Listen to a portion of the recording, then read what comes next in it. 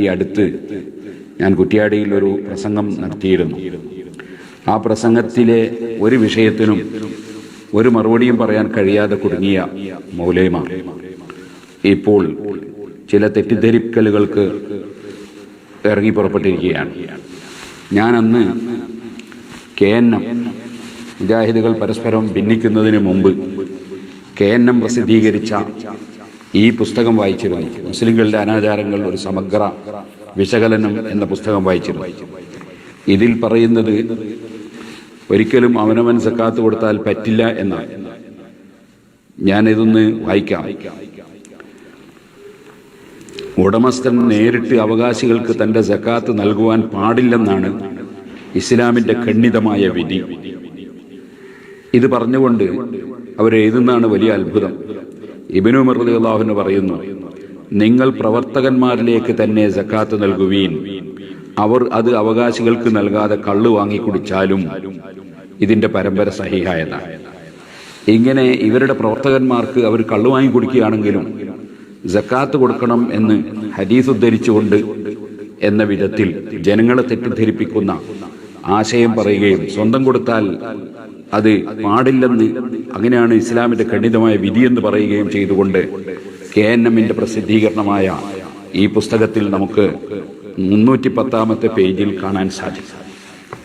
വാസ്തവത്തിൽ ഇത് ഞാൻ ഉദ്ധരിച്ചിട്ട് ഒരു മൗലവിയും ഇതിനെ സംബന്ധിച്ചൊന്നും മിണ്ടുന്നില്ല. അങ്ങനെ കള്ളു വാങ്ങി കുടിക്കാൻ വേണ്ടി സക്കാത്ത് കൊടുക്കാൻ പറ്റുമോ? അതിനെ സംബന്ധിച്ച് ഇന്നുവരെ ആരും അത് ഒന്നും പറയുന്നില്ല. അപ്പൊ ഇസ്ലാം മതത്തെ ആകെ അട്ടിമറിക്കാൻ വേണ്ടി ഉദ്ദേശിച്ച ഈ മൗലവിമാർ അവർക്ക് ചോദ്യത്തിനൊന്നും മറുപടി പറയാൻ കഴിയാതിരിക്കുമ്പോൾ ആളുകളെ തെറ്റിദ്ധരിപ്പിക്കാൻ വേണ്ടിയുള്ള ചില കുൽസിത ശ്രമങ്ങൾ നടത്തുകയാണ്. ഇതേപോലെ ഇതേ പുസ്തകത്തിൽ നിന്ന് ഞാൻ അടുത്ത പേജ് വായിച്ചിരുന്നു. ഇത്തഫഖൽ അയിമ്മത്തുൽ അർബഅത്തു അലാ അന്നഹു ലാ യജൂസു ഇഖ്റാജു സക്കാത്തി ലിബിനാഇ മസ്ജിദിൻ ഔ തക്ഫീനി മയ്യിത്തിൻ എന്നുള്ള സ്ഥലത്ത് ലാ യജൂസു എന്ന ലാ ഒഴിവാക്കി ഇവർ മീസാനുൽ കുബ്രയുടെ 2-ാം വാള്യം 14-ാം പേജിൽ പള്ളി നിർമ്മിക്കുവാനും മയ്യത്തിനെ കഫൻ ചെയ്യുവാനും സക്കാത്തിന്റെ പൈസ വിനിയോഗിക്കൽ അനുവദനീയമാണെന്ന് 4 മദ്ഹബിന്റെ ഇമാമിങ്ങൾ യോജിച്ചു പറയുന്നു എന്ന് നേർവിപരീതമായി 4 മദ്ഹബിന്റെ ഇമാമികളും ജായിസാവുകയില്ല എന്ന് പറഞ്ഞതിനെ ജായിസാകും എന്നാക്കി മാറ്റിയിട്ട് ഇതേ പുസ്തകത്തിന്റെ 311-ാമത്തെ പേജിൽ KNM പഠിപ്പിക്കുന്നത് ഞാൻ ഉദ്ധരിച്ചിരുന്നു.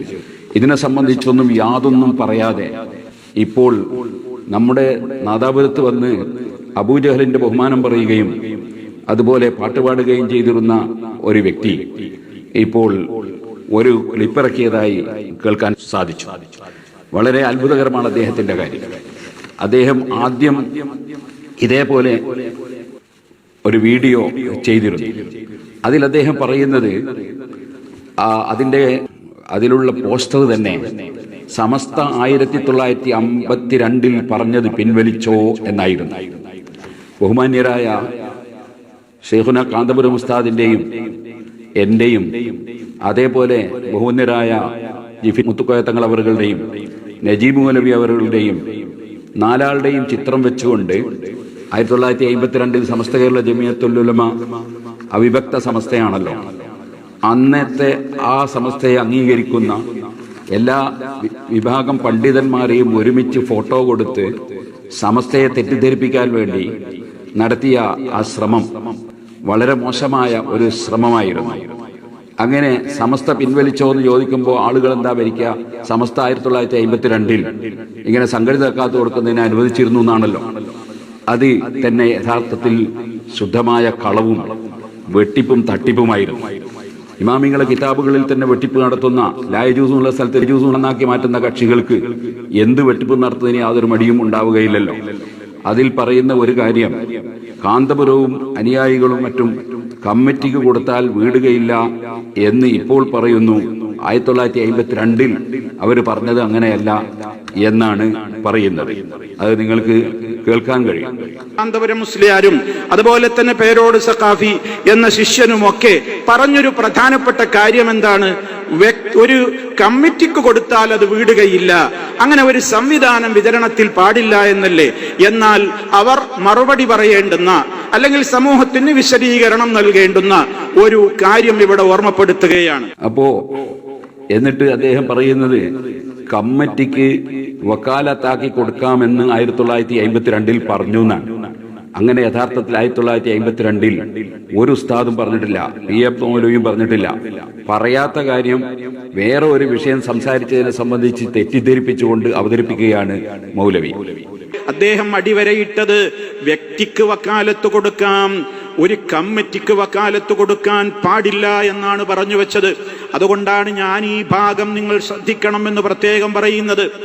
എന്താണ് അതിലെ വാചകം? ഇന്ന് നമുക്ക് അങ്ങനെയുള്ള ഇസ്ലാമിയ ഹുകൂമത്ത് ഇല്ലെങ്കിലും ഓരോ ദേശക്കാരും യോജിച്ചുകൊണ്ട് മുഖ്ലിസുകളായ ഉലമാക്കളും വിശ്വസ്തന്മാരായ പൗരന്മാരും അടങ്ങിയ ഒരു ജംഇയ്യ, ബ്രാക്കറ്റിൽ മലയാളത്തിൽ തന്നെ നോക്കൂ, കമ്മിറ്റി രൂപീകരിച്ച് ഇസ്ലാം നിർദ്ദേശിക്കുന്ന അതേ രൂപത്തിൽ അവകാശികൾക്ക് വിതരണം ചെയ്യുന്നതായാൽ അത് വളരെ പ്രയോജനകരമായിരിക്കുന്നതാണ്. ഇവിടെ കമ്മിറ്റിക്ക് വക്കാലത്താക്കുക എന്ന ഒരു വാചകം അതിലില്ല. മറിച്ച് അവകാശികൾക്ക് വിതരണം ചെയ്യുക. ആര് വിതരണം ചെയ്യുക? വിതരണം ചെയ്യേണ്ട ആളുകൾ വിതരണം ചെയ്യുക. അതിനുള്ള സഹായകരമായ കമ്മിറ്റി ഉണ്ടാക്കുന്നത് നല്ലതാണെന്ന് പറയുന്നതാണ് പി അബ്ദുള്ള മൗലവിയുടെ ലേഖനം. അല്ലാതെ കമ്മിറ്റിയെ വക്കാലത്താക്കുന്നതോ കമ്മിറ്റി വാങ്ങി വിതരണം ചെയ്യുന്നതോ അതിൽ പറയുന്നേയില്ല, പരാമർശിക്കുന്നേയില്ല. ഈ കാര്യം ഞാൻ കൃത്യമായി കഴിഞ്ഞ പ്രസംഗത്തിൽ ഓർമ്മപ്പെടുത്തിയപ്പോൾ ഇവിടെ കിട്ടിയത് പോയി എന്ന നിലക്ക് മൗലവിമാർ വളരെ പരുങ്ങലിലാണ്. ഇനി ഇദ്ദേഹത്തിന്റെ വേറെ ഒരു വിഷയം കൂടി ഞാൻ ശ്രദ്ധയിൽപ്പെടുത്താൻ. ഇദ്ദേഹം ഒരാള് വ്യക്തിയെ തന്നെ വക്കാലത്താക്കിയാൽ ആ വക്കാലത്താക്കപ്പെട്ട വ്യക്തി അത് കൊടുത്തിട്ടില്ലെങ്കിൽ ഈ വക്കീലായ ആളും കുറ്റക്കാരനാണ്, വാസ്തവത്തിൽ കൊടുത്തേൽപ്പിച്ച ആളും കുറ്റക്കാരനാണ്, അദ്ദേഹത്തിന്റെ ബാധ്യത നിർവഹിക്കപ്പെടുകയില്ല എന്ന് ഇമാം നവവി അടക്കമുള്ള എല്ലാ ഇമാമിങ്ങളും പറഞ്ഞിട്ടുണ്ട്. പക്ഷെ അതിനെ അവർ മൂടി വെക്കുകയാണ്. മൂടി വെച്ചുകൊണ്ട് അദ്ദേഹം സംസാരിക്കുമ്പോൾ ഉരുളുന്നൊന്ന് കേട്ടോളൂ. അത് ഓരോരുത്തർക്കും ബോധ്യമാകുന്ന ആളുകൾക്ക് കൊടുത്തോട്ടെ. അത് അവരല്ലേ അവരുടെ ഉത്തരവാദിത്തം നിർവഹിക്കേണ്ടത്. അത് അവരത് നിർവഹിക്കുന്നില്ലെങ്കിൽ കൊടുത്തവനും കുറ്റക്കാരനും അവരും കുറ്റക്കാരാകുമല്ലോ. അതെന്താണ് പറഞ്ഞത്? കൊടുത്തക്കാരനും കുറ്റക്കാരനും അവർ കുറ്റക്കാരാകുമല്ലോ എന്ന് പറഞ്ഞാൽ എന്താണ് പറഞ്ഞത്? അപ്പൊ യഥാർത്ഥത്തിൽ കൊടുത്തവനും കുറ്റക്കാരനാവും എന്നാണ് പറയേണ്ടത്. അത് പറയാൻ അദ്ദേഹത്തിന്റെ നാവ് വന്നു, പക്ഷേ വഴിക്കുന്നത് വിഴുങ്ങിയതാണ്. കാരണം അത് പറഞ്ഞാൽ പിന്നെ ആളുകൾ ഇവരെ ഏൽപ്പിക്കൂലല്ലോ, അതിനുവേണ്ടി അത് വിഴുങ്ങാണ്. അതിരിക്കട്ടെ. ഇനി ഇവര് പറയുന്ന ഒരു വിഷയം എന്താണെന്ന് വെച്ചാൽ, കഴിഞ്ഞ പ്രസംഗത്തിൽ അദ്ദേഹം പറയുന്നത് എന്താണ്? വ്യക്തികൾ കൊടുത്താൽ മതിയാവുകയില്ലെന്ന് പറയുന്നില്ല എന്ന് കഴിഞ്ഞ പ്രസംഗത്തിൽ അദ്ദേഹം പറയുന്നുണ്ട്. പക്ഷെ ഈ പ്രസംഗത്തിൽ അദ്ദേഹം പി അബ്ദുൽ മൗലവിയിൽ നിന്ന് ഉദ്ധരിച്ച് പറയുമ്പോ അവിടെ മതി എന്നല്ലല്ലോ എന്നും അദ്ദേഹം പറയുന്നുണ്ട്. വ്യക്തികൾക്ക് കൊടുത്താൽ മതി എന്നല്ലല്ലോ മുസ്ലിയാരെ പറഞ്ഞത്. അതെ, അപ്പൊ വ്യക്തിക്ക് കൊടുത്താൽ മതി എന്നല്ലല്ലോ എന്നാ ഇപ്പൊ പറയുന്നത്. എന്നാ അങ്ങനെ മതി എന്ന് പറഞ്ഞ അയാൾ എന്നൊന്ന് വായിക്കട്ടെ. വ്യക്തികൾ തന്നെ തങ്ങളുടെ സക്കാത്ത് ശരിയായ വിധത്തിൽ വിതരണം ചെയ്താലും മതിയാകാതെയല്ല. നമ്മളും പറയുന്നു, എല്ലാവരും പറയുന്നു, ഒരു വ്യക്തി തങ്ങളുടെ സക്കാത്ത് ശരിയായ വിധത്തിൽ വ്യക്തിക്ക് തന്നെ അവരവര് തന്നെ അവകാശികളെ കണ്ടെത്തി നേരിട്ട് കൊടുക്കുകയാണെങ്കിലും അത് മതിയാകൂല എന്നൊന്നും ഇവിടെ ആർക്കും അഭിപ്രായമല്ല. ശുദ്ധമായ കളവല്ലേ പറഞ്ഞത്. നേരത്തെ ഞാൻ വായിച്ചു കേൾപ്പിച്ചില്ലേ KNMന്റെ പുസ്തകം. അത് സക്കാത്ത് വാങ്ങി കള്ളുകുടിക്കുകയാണെങ്കിൽ പോലും വ്യക്തിക്ക് കൊടുക്കരുത്, അത് പ്രവർത്തകന്മാർക്ക് കൊടുക്കണം തന്നെ ഞാൻ വായിച്ചില്ലേ. ഇനി അൽമനാറിൽ നിങ്ങൾ നോക്കൂ. അൽമനാറിൽ എഴുതാണ് 2013 മെയ് അൽമനാർ, സക്കാത്ത് ശേഖരിച്ച് വിതരണം ചെയ്യുന്നതിനു പകരം വ്യക്തികൾക്ക് നേരിട്ട് വിതരണം ചെയ്യുന്ന രീതി ഈ രംഗത്തുള്ള വിദേഹത്താണ് എന്ന് വ്യക്തമായി എഴുതിയത് കാണാം. വിദേഹത്ത് ഒക്കെ ഹലാലാണോ? അപ്പോ വ്യക്തികൾക്ക് കൊടുക്കാൻ പാടില്ല എന്നാണ് അവർ വാദിച്ചതും പറഞ്ഞതും ആ പുസ്തകത്തിലുള്ളതും. എന്നിട്ട് അതിവിടെ മൂടി വെക്കുകയാണ് മൗലവിയുടെ എല്ലാ പരിപാടി അങ്ങനെ തന്നെയാണല്ലോ. എല്ലാം കബളിപ്പിക്കലാണ്, മനുഷ്യന്മാരെ കബളിപ്പിക്കലാണ്. ഇനി അടുത്ത വിഷയം നിങ്ങൾക്ക് കേൾക്കാം. അദ്ദേഹം പറയാണ്, ഒരു സമിതി ഉണ്ടാക്കിയിട്ട് സക്കാത്ത് പിരിച്ച് വിതരണം ചെയ്യുന്നതിന് ഖുർആനിൽ തെളിവുണ്ടെന്ന് അദ്ദേഹം പറയുന്നില്ല, ഹദീസിൽ തെളിവുണ്ടെന്ന് പറയുന്നില്ല, ഇമാമികളെ കിതാബിൽ തെളിവുണ്ടെന്ന് അദ്ദേഹം പറയുന്നില്ല. അയാൾ പറഞ്ഞ സമൂഹത്തിൽ പരക്കെ അങ്ങനെ അറിയപ്പെടുന്നുണ്ട്, അത് അംഗീകരിക്കുന്നുണ്ട് എന്നാണ്. അങ്ങനെ സമൂഹത്തിൽ കുറച്ച് ആളുകൾ അംഗീകരിച്ചാൽ ഇസ്ലാമിലൊരു നിയമമാവോ? അതാണ് മൗലവി പറയേണ്ടത്. സമൂഹത്തിൽ കുറച്ച് ആൾക്കാർ പരക്കെ അംഗീകരിച്ചാൽ, ഇവിടെ പരക്കെ ഇവിടെ പലതും അംഗീകരിക്കുന്നുണ്ട്, സമൂഹത്തിലുള്ള ആളുകൾ പലതും അംഗീകരിക്കുന്നുണ്ട്, അതൊക്കെ ഇസ്ലാമിന്റെ നിയമമാവോ? മൗലവി പറയുന്നത് കേട്ടോളൂ. റസൂൽ സല്ലല്ലാഹു അലൈഹി വസല്ലമിന്റെയും ഖുലഫാവുകളുടെയും ഒക്കെ കാലത്തുണ്ടായിരുന്നത് പോലെ ഇസ്ലാമികമായ ഭരണ സംവിധാനമില്ലെങ്കിലും ആ സക്കാത്തിന്റെ ശേഖരണവും വിതരണവുമൊക്കെ ഒരു പൊതുവായ സമിതി രൂപീകരിച്ചുകൊണ്ട് അർഹതപ്പെട്ടവർക്ക് എത്തിച്ചു കൊടുക്കുന്ന ഒരു സംഭവമാവുകയാണെങ്കിൽ അത് ഏറെ പ്രയോജനപ്രദമാകും എന്നുള്ളത് സമൂഹത്തിൽ നിന്ന് പരക്കെ അംഗീകരിക്കപ്പെട്ട ഒരു കാര്യമാണ്. അപ്പൊ സമൂഹത്തിൽ നിന്ന് അംഗീകരിച്ചു കഴിഞ്ഞാൽ അതുകൊണ്ട് ഇസ്ലാമാവോ? അത് എവിടെയാ പറഞ്ഞത്? സമൂഹത്തിലുള്ള കുറെ ആളുകൾ അംഗീകരിച്ചു കഴിഞ്ഞാൽ അതുകൊണ്ട് ഇസ്ലാമാവുന്നാരാ പറഞ്ഞേ? ഒരു സുന്നത്ത് ജമാഅത്തിന്റെ ഒരു പണ്ഡിതനും അംഗീകരിക്കാത്ത ഒരു കാര്യം സമൂഹത്തിലെ വിവരമില്ലാത്ത ആളുകൾ കുറച്ച് ആളുകൾ അംഗീകരിച്ചു എന്നതുകൊണ്ട് അംഗീകരിച്ചു എന്ന് വന്നാൽ തന്നെ അതെങ്ങനെ ഇസ്ലാമാകുക? അപ്പൊ ഇസ്ലാമിന്റെ തെളിവ് സമൂഹം അംഗീകരിക്കുക എന്നുള്ളതാണോ? അല്ലെ ഖുർആന്, ഹദീസ്, ഇജ്മാ, ഖിയാസ് അങ്ങനെയാണോ? അപ്പൊ മൗലവിമാര് ഇസ്ലാമിനെ ആകെ അട്ടിമറിക്കുകയാണ്. ഇനി മൗലവി പറയുന്ന സംഗതിയുണ്ട്, അതായത് ഞാൻ അദ്ദേഹത്തെ ഖണ്ഡിക്കുന്ന സമയത്ത് നാദാപുരത്ത് വന്ന് പാട്ടുപാടിയ മൗലവി എന്ന് പറഞ്ഞു എന്ന് അദ്ദേഹം വലിയ സങ്കടം പറയുന്നുണ്ട്. മറുപടിയുടെ ആദ്യ ഭാഗം അയാൾ എന്നെ ഒന്ന് പരിഹസിക്കുകയാണ്. എന്താണ് ആ പരിഹാസം? നാദാപുരത്ത് വന്ന് പാട്ടുപാടിയ മൗലവി എന്നാണ്. അദ്ദേഹം പാട്ട് പാടിയിട്ടില്ലേ? ഞാൻ കുറച്ച് പാട്ട് പാടുന്നുണ്ട്, കേട്ടോളൂ. ബദറൊളിയാൽ ലംഘുന്നേ പരിമളം വീശിടുന്നേ ബഹുമമികും ശൈഖോരെ കുത്തുബൊലിയോരെ സിയം കരുണ തരും യാ ശൈഖുൽ അഅ്ലമ പീരേ വഴിയറിയാതെന്നും ഇരുളടഞ്ഞ മാർഗത്തിൽ വന്നണഞ്ഞുള്ളോർക്കെന്നും പ്രഭ കനിഞ്ഞോരെ ശൈഖേ തരണമേ ഞങ്ങൾക്കെന്നും ഗുണമബുവോരേ. ഇന്ന ഗാനമേളൊക്കെ വെച്ച് മൂപ്പരെന്തിനാ പറ്റിയാന്നുള്ള ഇൻഷാ അല്ലാഹ് ഞാൻ പിന്നീട് കുറച്ച് കഴിഞ്ഞിട്ട് ഞാൻ പറഞ്ഞു തരുന്നത്. ഇനിയൊരു കാര്യം പറയട്ടെ. അബൂജഹലിന്റെ ബഹുമാനം നിങ്ങളല്ലേ നാദാപുരത്ത് എന്ന് പറഞ്ഞത്? അബൂജഹൽ അള്ളാനെ അറിഞ്ഞ ആളാണ്, അള്ളാനെ ഖാലിഖായി അംഗീകരിച്ചയാളാണ്, അള്ളാനെ റാസിഖായി അംഗീകരിച്ചയാളാണ്. അള്ളാഹുവിന് വേണ്ടി അവർ നോമ്പനുഷ്ഠിച്ചിരുന്നു, അള്ളാഹുവിന് വേണ്ടി അവർ നേർച്ച വഴിപാടുകൾ സമർപ്പിച്ചിരുന്നു, അള്ളാഹുവിന് വേണ്ടി അവർ പള്ളിയിൽ ഇഴ്തികാഫിരുന്നിരുന്നു, അള്ളാഹ്ക്ക് വേണ്ടി തന്നെ അവർ തൽബിയത്ത് ചൊല്ലിയിരുന്നു, അള്ളാഹുവിന് വേണ്ടി തന്നെ അവർ തവാഫ് നടത്തിയിരുന്നു, അള്ളാഹുവിന് വേണ്ടി തന്നെ അവർ ധർമ്മം ചെയ്തിരുന്നു, അള്ളാഹുവിന് വേണ്ടി തന്നെ അവർ നാക്കാലികളെ അറവ് നടത്തുകയും ചെയ്തിരുന്നു. അള്ളാഹുവിന് വേണ്ടി തന്നെ അബൂജഹലും കൂട്ടരും ചെയ്ത പണികളായി പറഞ്ഞൊക്കെ അബൂജഹലിന്റെ മൗലൂദ പോതി. നമ്മളെ മഹാന്മാരെ മൗലൂദിയല്ലേ കുഴപ്പമുള്ളൂ. അള്ളാഹു തആല അർശിന്റെ മുകളിൽ കാല് താഴ്ത്തിയിട്ടോ ഇരിക്കുന്നത് അല്ലെങ്കിൽ പൊക്കിയിട്ടോ എന്നറിയില്ല എന്ന് പറഞ്ഞു നിങ്ങൾ തന്നെയല്ലേ? ഞങ്ങൾ വിശ്വസിക്കുന്നു. എന്താ വിശ്വസിക്കുന്നത്? അള്ളാഹു അർശിന്മേലാണ്. എങ്ങനെ? കൈഫശാ, അവനുദ്ദേശിക്കുന്നത് പോലെ, അവനുദ്ദേശിക്കുന്ന പ്രകാരത്തിൽ. അതിനെ സംബന്ധിച്ചിടത്തോളം നമുക്കൊരു ഹദ്ദ് നിർണ്ണയിക്കാൻ പറ്റൂല. എങ്ങനെ അപ്പുറമൊക്കെ അതിന്റെ അതിർത്തി എത്ര പ്ലേസ് വേണം അതൊന്നും നമ്മൾ പറയാൻ പാടില്ല. ഇരിക്കുന്ന രൂപ എങ്ങനെ മേപ്പോട്ട് നോക്കിയിട്ടോ താഴത്തേക്ക് നോക്കിയിട്ടോ കാല് നോക്കിയിട്ടോ ആ നിലക്കുള്ള ഒരു വർത്തമാനവും പറയാൻ പാടില്ല. ഇങ്ങനത്തെ നിങ്ങളാണോ ഇപ്പൊ സക്കാത്തിന്റെ വിഷയം സമൂഹത്തോട് പറയുന്നത്? ഇനി ഇദ്ദേഹം പറയുന്നത് കേട്ടോളൂ. ഇരുട്ടുകൊണ്ടുള്ള ഓട്ടയടക്കലൊന്ന് കേട്ടോളൂ.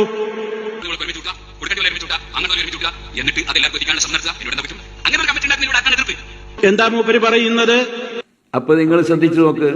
എന്റെ ഒരു ക്ലിപ്പ് വെക്കുമ്പോ അത് ജനങ്ങൾക്ക് മനസ്സിലാകുന്ന രൂപത്തിൽ വെക്കാൻ പോലും ഇദ്ദേഹം തയ്യാറായില്ലല്ലോ. എന്നിട്ട് ഇരുട്ടുകൊണ്ട് ഓട്ടയെടുക്കാൻ, ഇതിന്റെ ഇരുട്ടുകൊണ്ട് ഓട്ടയെടുക്കല്.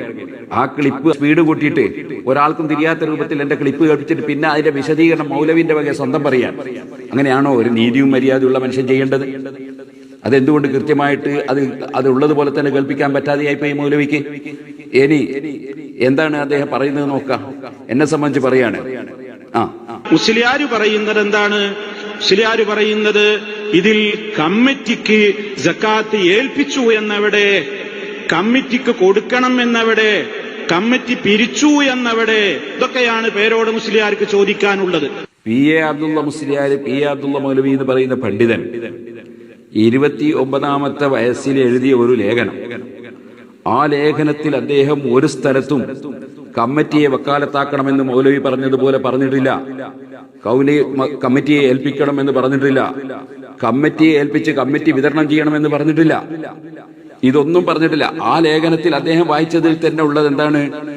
എന്നാൽ നമുക്ക് അങ്ങനെയുള്ള ഇസ്ലാമിയത്ത് ഹുക്കൂമത്ത് ഇല്ലെങ്കിലും ഓരോ ദേശക്കാരും യോജിച്ചുകൊണ്ട് മുഖ്ലിസുകളായ ഉലമാക്കളും വിശ്വസ്തന്മാരായ പൗരന്മാരും അടങ്ങിയ ഒരു ജംഇയ്യ കമ്മിറ്റി രൂപീകരിച്ച് ഇസ്ലാം നിർദ്ദേശിക്കുന്ന അതേ രൂപത്തിൽ അവകാശികൾക്ക് വിതരണം ചെയ്യുന്നതായാൽ അത് വളരെ പ്രയോജനപ്രദമായിരിക്കുന്നതാണ്. അപ്പൊ കമ്മിറ്റി രൂപീകരിക്കുന്നത് എന്തിനാ? ഇസ്ലാം നിർദ്ദേശിക്കുന്ന രൂപത്തിൽ വിതരണം ചെയ്യാനാ. ഇസ്ലാമിന്റെ നിർദ്ദേശത്തിൽ ഒരു സ്ഥലത്തും കമ്മിറ്റിക്ക് ഏൽപ്പിച്ചിട്ട് കമ്മിറ്റി വിതരണം ചെയ്യുക എന്നതില്ല. അപ്പൊ എന്നെ വിതരണം ചെയ്യുന്നത് ആരാ? വിതരണം ചെയ്യേണ്ടവര് വിതരണം ചെയ്യുന്നു. അതിന് മൗലവി എന്തൊക്കെ ചോദിച്ചിട്ട് കാര്യമുണ്ടോ? ഈ വാചകത്തിൽ അതില്ല. പിന്നെ അദ്ദേഹം പറയുന്നുണ്ട്, എന്താണ് പി എ അബ്ദുള്ള മൗലവി പറഞ്ഞത്? സദഖത്തുൽ മുസ്ലിയാർക്ക് മനസ്സിലായി, പേരോടിനാണത് മനസ്സിലാകാത്തത്. അങ്ങനെയാണോ? ഈ പി എ അബ്ദുള്ള മൗലവി തന്നെ കൊടുത്ത, അദ്ദേഹം എഴുതി അദ്ദേഹത്തിന്റെ ലെറ്റർ ഹെഡിൽ കൊടുത്ത ഒരു അറിയിപ്പാണ് ഞാൻ ഇപ്പോൾ നിങ്ങൾക്ക് വായിച്ചു കേൾപ്പിക്കുന്നത്. മഹല്ല് ജമാഅത്തുകളുടെ സത്വര ശ്രദ്ധക്ക് ഈ എഴുത്ത് ജുമഅക്ക് ശേഷം വായിച്ച് പൊതുജനങ്ങളെ അറിയിക്കേണ്ടതാണ്. സംഘടിത സക്കാത്ത് മതദൃഷ്ട്യാ സാധുവല്ല. മതകാര്യങ്ങൾ ആധുനീകരിക്കാനുള്ള വെമ്പലിലാണ് ഇന്ന് പലരും. ചില സ്ഥലങ്ങളിൽ ഉടലെടുത്ത സക്കാത്ത് കമ്മിറ്റി അതിന്റെ ഉദാഹരണങ്ങളാണ്. ഇസ്ലാമിൽ സക്കാത്ത് വിതരണം 3 വിധത്തിലാണ്. ഒന്ന്, മുസ്ലിം ഭരണാധികാരികൾ സക്കാത്ത് സംഭരിച്ചു ബൈത്തുൽ മാലിൽ പൊതുഖജനാവിൽ നിക്ഷേപിക്കുകയും അതിൽ നിന്ന് ആവശ്യാനുസരണം അർഹരായ ആളുകൾക്ക് നൽകുകയും ചെയ്യുക. 2, വ്യക്തികൾ അവരവരുടെ സക്കാത്ത് അർഹരായ ആളുകൾക്ക് നേരിൽ കൊടുക്കുക.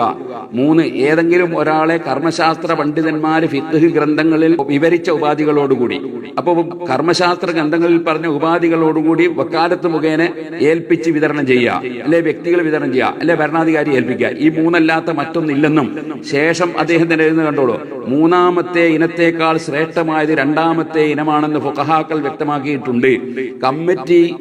കമ്മിറ്റികൾ പിരിക്കുന്നതും വിതരണം ചെയ്യുന്നതുമായ സക്കാത്ത് മേൽ വിവരിച്ച 3 ഇനങ്ങളിൽപ്പെട്ടതല്ല.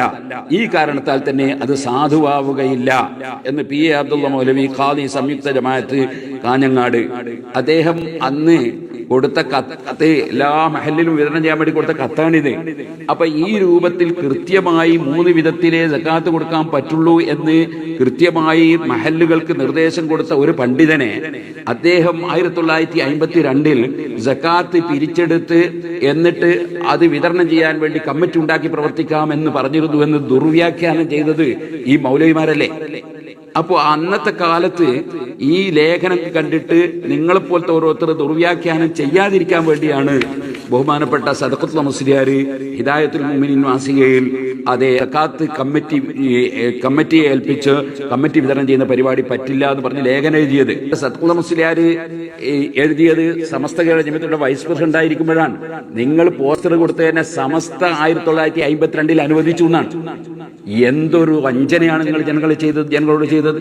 സമസ്ത കേരള ജമിയത്തിന്റെ വൈസ് പ്രസിഡന്റായ സദഖത്തുൽ മുസ്ലിയാര് വളരെ പക്വതയോടുകൂടി ആ വിഷയം കൈകാര്യം ചെയ്തതാണ്. എന്നിട്ട് നിങ്ങൾ തന്നെ ഒരു സ്ഥലത്ത് ചോദിക്കുന്നുണ്ട്, അത് തിരുത്തിയിട്ടുണ്ടോ, പിന്നെ അന്ന് തിരുത്തിയിട്ടുണ്ടോ എന്ന് ചോദിക്കുന്നുണ്ട്. ആ അൽ ബയാൻ നിങ്ങൾ പിൻവലിക്കുന്നുവോ, അല്ലെങ്കിൽ അൽ ബയാനിൽ അങ്ങനെ ഇല്ലെന്നാണോ? ഇല്ലെങ്കിൽ എന്താണ് അതിന്റെ യഥാർത്ഥ വശം എന്നും നിങ്ങൾക്ക് പറയാമല്ലോ. അതേപോലെ തന്നെ അല്ലെങ്കിൽ ഉണ്ട്, പിന്നീട് അൽ ബയാനിൽ അത് തിരുത്തിയിട്ടുണ്ട് എന്നാണോ? ഞങ്ങളുടെ ശ്രദ്ധയിൽപ്പെട്ടിട്ടില്ല. നിങ്ങൾ അത് തിരുത്തിയിട്ടുണ്ടെങ്കിൽ അങ്ങനെ പറഞ്ഞോളൂ. ഇത് നിങ്ങൾ കണ്ടുകൊണ്ട് തന്നെയല്ലേ ഈ കള്ളത്തരങ്ങൾ മുഴുവൻ ചെയ്തു തീർത്തത്, ആളുകളെ സക്കാത്ത് ബാത്തിലാക്കാൻ വേണ്ടി. ഇനി ഇദ്ദേഹം പറയുന്നത് കേട്ടോളി. ശരിയാര് പറയുന്നത് ഇതിൽ കമ്മിറ്റിക്ക് സക്കാത്ത് ഏൽപ്പിച്ചു എന്നവിടെ, കമ്മിറ്റിക്ക് കൊടുക്കണം എന്നവിടെ, കമ്മിറ്റി പിരിച്ചു എന്നവിടെ, ഇതൊക്കെയാണ് പേരോട് മുസ്ലിയാർക്ക് ചോദിക്കാനുള്ളത്. അതെ, ഞാൻ അത് തന്നെയാണ് ചോദിക്കുന്നത്. ആ ലേഖനത്തിൽ അങ്ങനെ ഒരു വാചകം നിങ്ങൾക്ക് കാണിച്ചു തരാൻ കഴിയുമെന്നാണ് ഞാൻ വെല്ലുവിളിച്ചത്. നിങ്ങൾക്ക് കാണിച്ചു തരാൻ കഴിഞ്ഞില്ലല്ലോ. നിങ്ങൾ അതിന് ചെയ്ത എന്താണ്? മേലെ ഖുലഫാഉർ റാഷിദീൻ നിങ്ങളെ കാലത്ത് അങ്ങനെ ചെയ്തിരുന്നു, കമ്മിറ്റിയല്ല, ഖുലഫാഉർ റാഷിദീൻ നിങ്ങളെ ഏൽപ്പിച്ചിട്ട് ചെയ്തിരുന്നുള്ള വാചകം വായിച്ചു. അതിന് ഇവിടെ തർക്കം. കമ്മിറ്റിയെ ഏൽപ്പിക്കണമെന്നോ വക്കാലത്താക്കണമെന്നോ കമ്മിറ്റിയെ ഏൽപ്പിച്ച് കമ്മിറ്റി വിതരണം ചെയ്യണമെന്നോ അതിൽ പറഞ്ഞിട്ടുണ്ടോ എന്നാണ് എന്റെ ചോദ്യം. അതിന്റെ വാചകമാണ് നിങ്ങൾ വായിക്കണ്ടേ. നിങ്ങൾ എന്തോന്ന് ഇസ്തിംബാത്ത് ചെയ്തിട്ട് കണ്ടുപിടിച്ചിട്ട് പറയാൻ അത് കേൾക്കേണ്ട ആവശ്യം ഇവിടെ മുസ്ലിം സമുദായത്തിനില്ല. പണ്ഡിതന്മാർക്ക് അതിലേക്ക് തിരിഞ്ഞു നോക്കേണ്ട ആവശ്യമില്ല. നിങ്ങൾ ആ വാചകം ഉണ്ടെങ്കിൽ കേൾപ്പി. ആ പറഞ്ഞ ലേഖനത്തിൽ അങ്ങനെ ഒരു വാചകം ഉണ്ടെങ്കിൽ അത് കേൾപ്പിക്കുക. ഇനി അദ്ദേഹം ചോദിക്കുന്ന ചില ന്യായം കേട്ടോളൂ. അത് അതിനേക്കാൾ രസമല്ല. ഇസ്ലാമിക ഹുക്കൂമത്ത് ഇല്ലാത്തത് കൊണ്ട് ഇനി ഓരോരുത്തരാണ് കൊടുത്താൽ മതി, വ്യക്തികൾക്ക് കൊടുത്താൽ മതി എന്നല്ലല്ലോ മുസ്ലിയാരെ പറഞ്ഞത്. നേരത്തെ നിങ്ങൾ തന്നെയല്ലേ വായിച്ചത്, വ്യക്തികൾ കൊടുത്താൽ മതി, അതിന്റെ ശേഷം ഉണ്ട് എന്ന് വായിച്ച നിങ്ങളല്ലേ. വ്യക്തികൾ തന്നെ തങ്ങളുടെ സക്കാത്ത് ശരിയായ വിധത്തിൽ വിതരണം ചെയ്താലും മതിയാകാതെയല്ല. ഇപ്പൊ എങ്ങനെ അത് മാറിയത്? നിങ്ങൾ ശരിക്കും നല്ല കൃത്യമായിട്ട് ലെവലോടുകൂടി തന്നെയല്ലേ ഈ പ്രസംഗിക്കുന്നതൊക്കെ. ഇനി അടുത്ത വാചകം. പേരോടിന്റെ കണ്ടുപിടുത്തം എന്താ? വിതരണം ചെയ്യാന്നല്ലേ പറഞ്ഞുള്ളൂ. അപ്പൊ കമ്മിറ്റി വിതരണം ചെയ്യാൻ മാത്രമാണ് കമ്മിറ്റി. അതാണ് പി എ അബ്ദുള്ള മൗലവി പറഞ്ഞത്. ശേഖരിക്കല് പറഞ്ഞിട്ടില്ല, വസൂലാക്കല് പറഞ്ഞിട്ടില്ല. എന്താ പേരോട്? ഏതൊരു കുട്ടിക്കും ഇത് കേട്ടാ മനസ്സിലാവൂലേ? ഒരു കമ്മിറ്റിക്ക് ഒരു സാധനം വിതരണം ചെയ്യണമെന്നുണ്ടെങ്കിൽ സംഗതി ആ കമ്മിറ്റിയുടെ കയ്യിൽ കിട്ടണ്ടേ? അതത് വായുന്ന് എടുത്തു കൊടുക്കുക, അതോ അവിടെ ഇങ്ങനെ ആൾക്കാരൊക്കെ കൂടി ഇങ്ങനെ എറിഞ്ഞു കൊടുക്കുക, അവരെടുത്ത് കൊടുന്നു കൊടുക്കാതെ അവിടുന്ന് ഇവിടുന്നൊക്കെ മുതലാളിമാരെ സക്കാത്ത് ഇങ്ങനെ അവിടെ ഇവിടെയും കൊടുന്നു വെച്ചത് അവര് പോയിട്ട് എടുക്കുക എന്നാണോ? എന്താ നിങ്ങൾ ഉദ്ദേശിക്കുന്നത്? എന്താണ് ഇതൊക്കെ? ആർക്കും മനസ്സിലാവില്ല. ഇനിയിപ്പോ അവിടെയും പ്രത്യേകം ഇതന്നെ പറയണോ? അവിടെയും പ്രത്യേകം പറയണ്ടേ? ഇസ്ലാം നിർദ്ദേശിക്കുന്ന വിധത്തിൽ നല്ലേ അവിടെ പറഞ്ഞത്? ഇസ്ലാം നിർദ്ദേശിക്കുന്ന വിധത്തിൽപ്പെട്ടതാണോ ഈ കമ്മിറ്റിയെ ഏൽപ്പിക്കലും എന്നിട്ട് കമ്മിറ്റി വിതരണം ചെയ്യലും? അവിടെ വളരെ വ്യക്തമായിട്ട് അദ്ദേഹം എഴുതിയിട്ടില്ലേ? ഇസ്ലാം നിർദ്ദേശിക്കുന്ന അതേ രൂപത്തിൽ അവകാശികൾക്ക് വിതരണം ചെയ്യുന്നതായാൽ ഇത് കമ്മിറ്റിയാണ് വിതരണം ചെയ്യുന്നത്, നിങ്ങൾ ഉണ്ടാക്കിയല്ലേ? ഈ വിതരണം ചെയ്യുന്നതിന്റെ ഫായിലാരാണ്? കർത്താവാരാണ്? അത് കമ്മിറ്റിയാണെന്നുള്ളത് നിങ്ങൾ ഉണ്ടാക്കിയല്ലേ? മൂപ്പര് പറഞ്ഞോ കമ്മിറ്റി വിതരണം ചെയ്യുന്നതായാൽ? പറഞ്ഞിട്ടില്ലല്ലോ. അപ്പൊ P A Abdulla Moulavi committee വിതരണം ചെയ്യുന്നതായെന്ന് പറഞ്ഞിട്ടില്ല. കമ്മിറ്റി വിതരണം ചെയ്യുന്നതായെന്ന് പറഞ്ഞാലേ നിങ്ങൾ ഈ ചോദ്യത്തിന് അർത്ഥമുള്ളൂ. കാരണം കമ്മിറ്റി കിട്ടാതെ എങ്ങനെയാ വിതരണം ചെയ്യാൻ? ഇവിടെ വിതരണം ചെയ്യാന്നാ പറഞ്ഞത്. അതായത് അവകാശികൾക്ക് മുതലാളിമാര് വിതരണം ചെയ്യാത്തത് കൊണ്ട് അവർക്ക് വിതരണം ചെയ്യാനുള്ള സഹായത്തിനു വേണ്ടിയും അതുപോലെ പാവപ്പെട്ടവർക്ക് ഇത് കിട്ടാനുള്ള സഹായത്തിനു വേണ്ടിയും കമ്മിറ്റി രൂപീകരിച്ച് പ്രവർത്തിക്കാന്നാ പറയുന്നത്. അതിലിവിടെ ആർക്കാണ് തർക്കം? അതേസമയത്ത് കമ്മിറ്റിയെ വക്കാലത്താക്കുന്നതോ കമ്മിറ്റിയെ ഏൽപ്പിക്കുന്നതോ കമ്മിറ്റി വിതരണം ചെയ്യുന്നതോ ഇവിടെ പരാമർശിച്ചിട്ടില്ല, പറയേയില്ല. കാരണം പി എം മൗലവിയുടെ ആശയം നമ്മൾ അദ്ദേഹം തന്നെ എഴുതിയിട്ട് മഹലിൽ വിതരണം ചെയ്ത് നമ്മൾ കണ്ടില്ലേ അദ്ദേഹത്തിന്റെ ലെറ്റർ ഹെഡിൽ. അപ്പൊ ആ പറഞ്ഞത് കമ്മിറ്റി വിതരണം ചെയ്യുന്നതിനെ പറ്റിയല്ല. കമ്മിറ്റി വിതരണം ചെയ്യുകയാണെങ്കിലല്ലേ നിങ്ങൾ ആ ചോദ്യം കമ്മിറ്റിയുടെ കൈ കിട്ടാതെ എങ്ങനെയാ വിതരണം ചെയ്യാന്നുള്ള ചോദ്യം. അപ്പൊ അതുകൊണ്ട് അത് പൂർണ്ണമായും നിങ്ങൾ ആളുകളെ കബളിപ്പിക്കുകയാണ്, യാതൊരു സംശയവും വേണ്ട. ഇനി ഞാനതുകൊണ്ട് തന്നെയാണ് ആ കാര്യം കൃത്യമായി അവിടെ പറഞ്ഞിട്ടുള്ളത്. ഒരിക്കലും നിങ്ങൾക്ക് അദ്ദേഹത്തിന്റെ ആ വാചകത്തിൽ അങ്ങനെ ഒന്ന് കാണിക്കാൻ കഴിയില്ല. ഇനി നിങ്ങളൊരു വെല്ലുവിളി വിളിക്കുന്നതിന് ശേഷം അതിൽ നിങ്ങൾ ചോദിക്കുന്നുണ്ട്, അങ്ങനെ പി എ അബ്ദുള്ള മൗലവി പറഞ്ഞതുപോലെയുള്ള ഒരു പരിപാടി അത് ഇവിടെ വല്ല കിതാബിനും കാണിച്ചു തരുമെന്ന് ചോദിക്കുന്നുണ്ട്. നാലാമത്തെ വിതരണത്തിന്റെ രൂപം പി എ അബ്ദുള്ള മൗലവി പറഞ്ഞതുപോലെ നിങ്ങൾ അതിലെന്താ തെറ്റെന്നും ചോദിച്ച് അതിന് അംഗീകാരം കൊടുത്തല്ലോ. അതേപോലെയുള്ള ഒരു വിതരണ രീതിക്ക് കമ്മിറ്റി ഉണ്ടാക്കാം എന്ന് നിങ്ങളുടെ ഏത് ഫിഖ്ഹിന്റെ കിതാബിലാണ് ഉദ്ധരണിയുള്ളത്? അത് പേരോടൊന്ന് കാണിക്കൂ. നിങ്ങൾ ഏതെങ്കിലും ഒരു കിതാബിൽ നിങ്ങൾ പറയുമ്പോൾ ഒരു കമ്മിറ്റി ഉണ്ടാക്കി വിതരണം ചെയ്യുന്നത് കാണിച്ചു തരുമോ? നിങ്ങൾ റഷീദുകൾ ഉണ്ടാകുന്നതിന് മുമ്പ്, മുജാഹിദിന്റെ നേതാക്കന്മാരുണ്ടാകുന്നതിന് മുമ്പ് അങ്ങനെ ഒരു കമ്മിറ്റി വിതരണം ചെയ്യുന്ന സ്വഭാവം 1300 കൊല്ലത്തിലെടുക്ക് ലോകത്ത് ഏതെങ്കിലും ഒരു പണ്ഡിതന്മാർ ഏതെങ്കിലും കിതാബ് പറഞ്ഞാൽ നിങ്ങൾക്ക് കാണിച്ചു തരാൻ കഴിയോ? ഇനി ഒന്നുകൂടി ഞാൻ പറയാം. ഇമാം ഗസാലി റളിയല്ലാഹു അൻഹു ഏകദേശം ഇതേ രൂപത്തിലുള്ള ഒരു വിഷയം പറയുന്നത് കണ്ടോ? അതായത് ഒരു ചെറിയ തുക മാത്രമേ, അല്ലെങ്കിൽ കുറഞ്ഞ അരി മാത്രമേ കൊടുക്കാനുള്ളൂ ഫിത്ർ സക്കാത്ത്. പക്ഷേ അവകാശികൾ കുറേയുണ്ട്, ആകെ ഒരു സഹായമുള്ളൂ. അതെങ്ങനെ കൊടുക്കും എന്ന ചർച്ചയിൽ ഇമാം ഗസാലി റളിയല്ലാഹു അൻഹു പറയുന്നത് കണ്ടോളൂ. ഫൈൻ അസുറ അലൈഹി ദാലിക ലിഖില്ലത്തിൽ വാജിബി ഫൽയതശാറക ജമാഅത്തുൻ മിമ്മൻ അലൈഹിമുസ് സക്കാത്തു. സക്കാത്ത് നിർബന്ധമായ ആളുകൾ എല്ലാവരും കൂടി ഒന്ന് പരസ്പരം പങ്കുചേരുക. എങ്ങനെ? വലിയുഖ്ലിതു മാല നഫ്സിഹി ബിമാലിഹിം, എന്നിട്ട് അവരുടെ മുതൽ മറ്റുള്ളവരുടെ മുതലിൽ കലർത്തുക. വൽ യജ്മഇൽ മുസ്തഹിഖീന, അവകാശികളെ അവിടെ ഒരുമിച്ച് കൂട്ടുക. വൽ യുസല്ലിം ഇലൈഹിം, എന്നിട്ട് അവകാശികൾക്ക് ഏൽപ്പിച്ചു കൊടുക്കുക. ഹത്താ യതസാഹമു ഫീഹി, അവർ അത് ഒന്നിച്ച് അവർ ഓഹരി ചെയ്ത് എടുക്കുക.